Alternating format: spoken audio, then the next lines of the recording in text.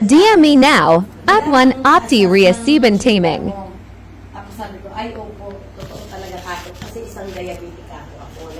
Actually ako, nag-insulin ako. Tapos yung mga sinasabi nila sa akin na may ano daw ako, may fatty liver. Totoo po talaga yun. Dahil mga ilang months pa lang ko, labas ko lang sa hospital, sa Mother Seven ko. Tapos nung ano nilang may diabetic ako, pinakita ko kasi actually po talaga may sugat.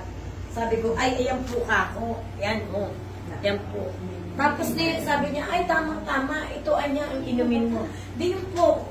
Uminom talaga ako noon. Wala. Natakot na po ako magpa-check up sa doktor. Hindi talaga ako nagpa-check up. Kasi alam ko na once na nagpa-check up po ako, putol talaga. Dahil, Tama. ano na po yan. Talagang, So, nakita ko, ma'am, nakita ko yung grabe sugat. na po talaga. Nagnanak na ko na. Kaya takot na takot ako. Actually po yung mga mother ko, tsaka mga sister ko sa ibang bansa, sabi niya, naku ate, parang mapuputulan ka talaga ng paa. Sabi ko, oo nga, umiiyak na talaga ako ma'am dahil manas na manas siya. Tapos, grabe talaga ang sakit. Tapos yun, bumibili ako sa sila yung nagtagay sa akin na, sige, inumin mo to. Di yun po ang ininom ko. Hininto ko po yung insulin ko, lahat ng mga maintenance ko, tinanggal ko talaga. Pinukos ko yung... Alin po ininom mo? Ito po, yan po. Ito po at saka yung barley grass. Ay ba, barley.